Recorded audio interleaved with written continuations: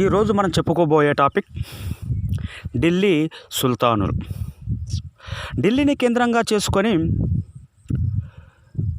పరిపాలించినటువంటి ఇస్లాం పాలకుల యొక్క కాలాన్నే మనం ఢిల్లీ సుల్తానేట్ అంటాము. ఢిల్లీ రాజధానిగా 5 రాజవంశాలు పరిపాలన నిర్వహించడం జరిగింది. అందులో ముందుగా బానిస వంశం. బానిస వంశంలో మొట్టమొదటి వ్యక్తి కుతుబుద్దీన్ ఐబక్. ఇతను 1206 నుంచి 1210 మధ్యకాలంలో పరిపాలన నిర్వహించడం జరిగింది. ఇతను మహమ్మద్ గోరీకి ప్రతినిధి. గోరీ 1206లో మరణించగా ఇతనికి వారసులు లేనందువల్ల భారతదేశ ప్రతినిధి అయిన కుతుబుద్దీన్ ఢిల్లీ కేంద్రంగా స్వతంత్ర ముస్లిం రాజ్యాన్ని స్థాపించడం జరిగింది. ఇతను టర్కిస్తాన్లో జన్మించెను. చిన్నతనంలో ఉండగా ఒక వర్తకుడు నిషాపూర్కు చెందిన కాజీకి అమ్మెను. కాజీ అతన్ని ఆదరించెను. అయితే అతని మరణం తర్వాత అతని కుమారులు కుతుబుద్దీన్ను మళ్ళీ ఒక వర్తకునికి అమ్మెను. అయితే ఆ వర్తకుడు గజనీకి తీసుకువెళ్ళి మహమ్మద్ గోరీకి అమ్మెను. కుతుబుద్దీన్ తన శక్తి సామర్థ్యాలతో యజమాని చేత ఐబక్ అని పేరు పొందెను. ఐబక్ అనగా చంద్రునికి మచ్చలాంటి వ్యక్తి అని అర్థం. కుతుబుద్దీన్ గోరీతో పాటు 2వ తరైన్ యుద్ధంలో పాల్గొనెను. ఈ యుద్ధంలో గోరీ విజయం పొందెను. తర్వాత కుతుబుద్దీన్ను హిందుస్థాన్కు తన ప్రతినిధిగా నియమించి గోరీ గజనీకి తిరిగి వెళ్ళాను. కుతుబుద్దీన్ తన అధికార స్థిరత్వం కోసం తాజుద్దీన్ ఎల్డస్ కూతుర్ని వివాహం చేసుకొనెను. అలాగే తన చెల్లెలను పంజాబ్ పాలకుడైన నాసిర్ ఉద్దీన్ కబాచాకు ఇచ్చి వివాహం చేసెను. ఆ తర్వాత ఇల్టుట్మిష్ అనే సేనాధిపతికి తన కుమార్తెను ఇచ్చి వివాహం చేసెను. క్రీస్తు శకం 1192లో అజ్మీర్ మరియు మీరట్లలో జరిగిన తిరుగుబాట్లను అణిచివేశాను. మళ్ళీ 1194లో రెండవసారి అజ్మీర్లో జరిగిన తిరుగుబాటును కూడా అణిచివేశాను. అంతేగాక గోరీ జయచంద్రుని ఓడించడంలో కుతుబుద్దీన్ సహాయము చేశాను. క్రీస్తు శకం 1197 గుజరాత్ రాజు అయిన భీమదేవుడిని శిక్షించి రాజధానిని దోచుకొని ఢిల్లీకి చేరుకొనెను. 1202లో కళింజర్ కోటను ఆక్రమించెను. అలాగే అతని సేనాని అయిన ఇఖ్తియార్ ఉద్దీన్ మహమ్మద్ బీహార్, బెంగాల్ ప్రాంతాలను ఆక్రమించెను. ఇలా భారతదేశంలో మహమ్మద్ గోరీ ప్రతినిధిగా ఉంటూ ఉత్తర భారతదేశంలో చాలా ప్రాంతాలను ఆక్రమించెను.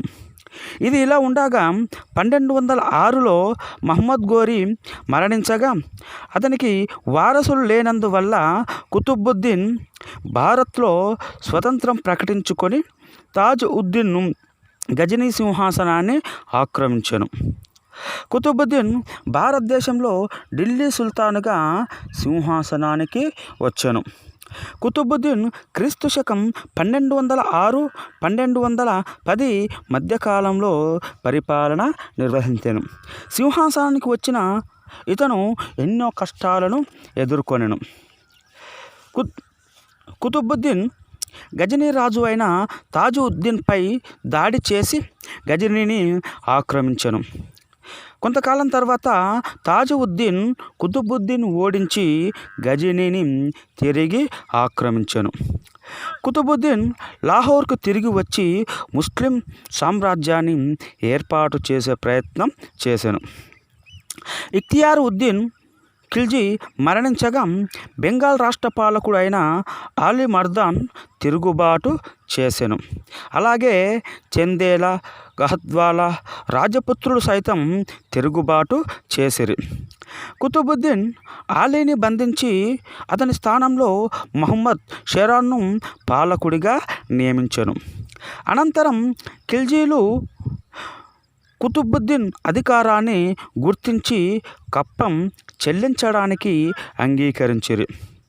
కుతుబుద్దీన్ లాహోర్లో చౌగాన్ అనే ఆట ఆడుతూ గుర్రంపై నుంచి కింద పడి గాయాల పాలు అయ్యి అనారోగ్యంతో 1210లో మరణించెను. కుతుబుద్దీన్ ఇస్లాం మత వ్యాప్తికి కృషి చేసెను. అలాగే ఢిల్లీ, అజ్మీర్లలో మసీదులను నిర్మించెను. అంతేకాకుండా భారతదేశంపై దండయాత్రలకు గుర్తుగా కుతుబ్ మినార్ అనే నిర్మాణాన్ని ప్రారంభించెను. కుతుబుద్దీన్ ఎంతోమంది కవి, పండితులను పోషించెను.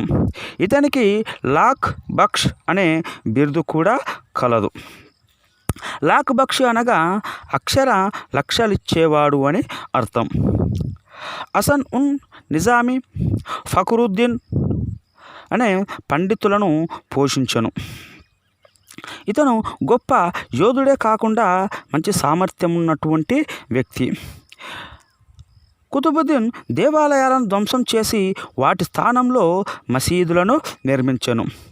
ఢిల్లీలో కువ్వత్ ఉల్ ఇస్లాం,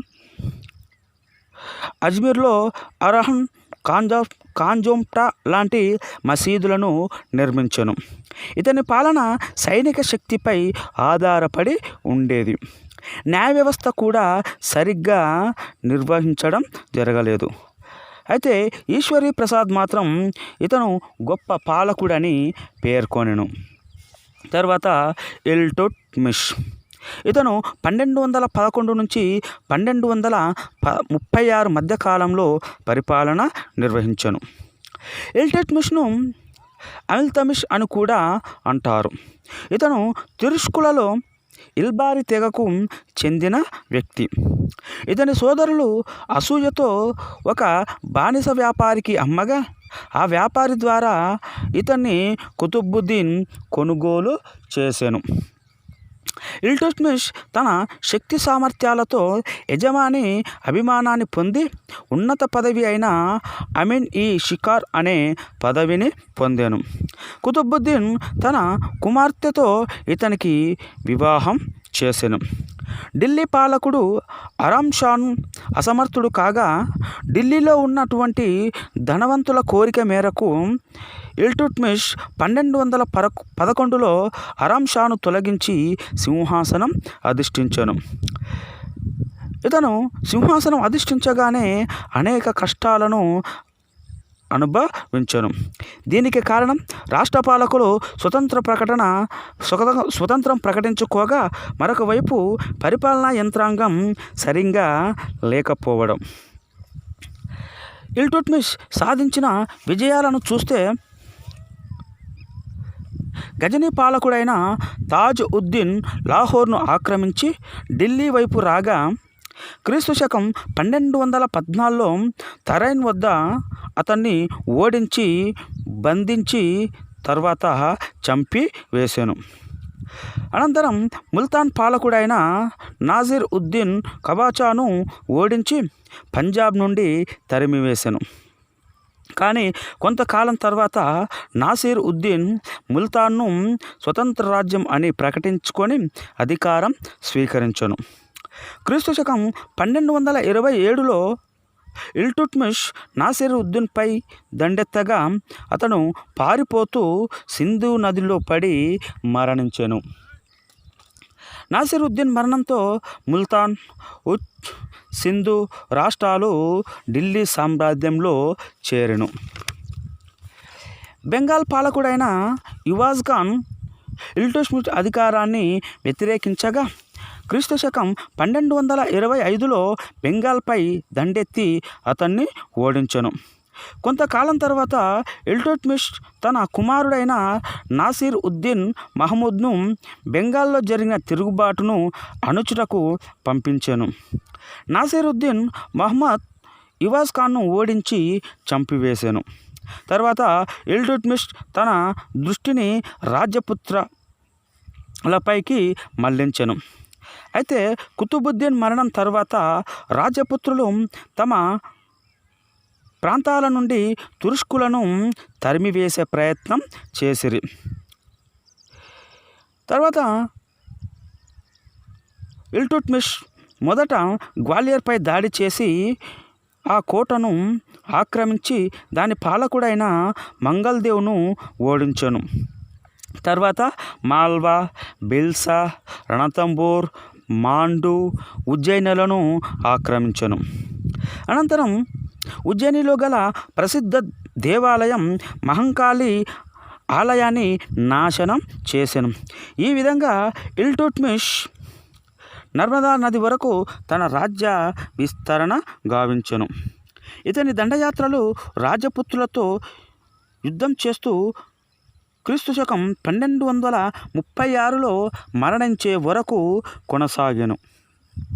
1229లో ఖలీఫా భారతదేశ సుల్తానుగా ఇల్టుట్మిష్ను గుర్తించడమే గాక నాణేలపై ఖలీఫా పేరును ముద్రించెను. ఖలీఫా గుర్తించడం వల్ల ఇల్టుట్మిష్ ఢిల్లీ రాజ్యస్థాపకుడు అయ్యానని ఎస్ఆర్ శర్మ అభిప్రాయపడెను.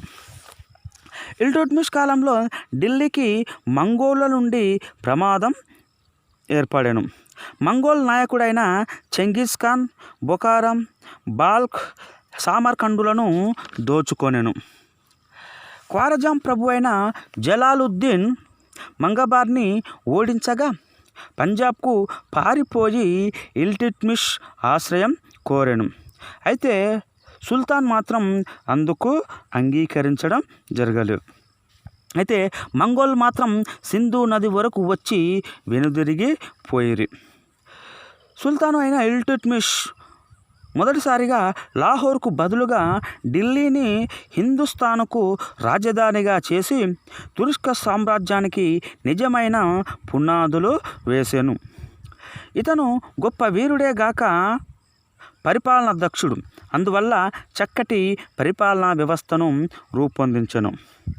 ఢిల్లీ సుల్తానేట్ సైనిక శక్తిపై ఆధారపడి ఉండటం వల్ల రాజ్యాన్ని ఇక్తాలుగా విభజించి వాటికి పాలకులుగా ముక్తి అనే ఉద్యోగులను లేదా పాలకులను నియమించెను.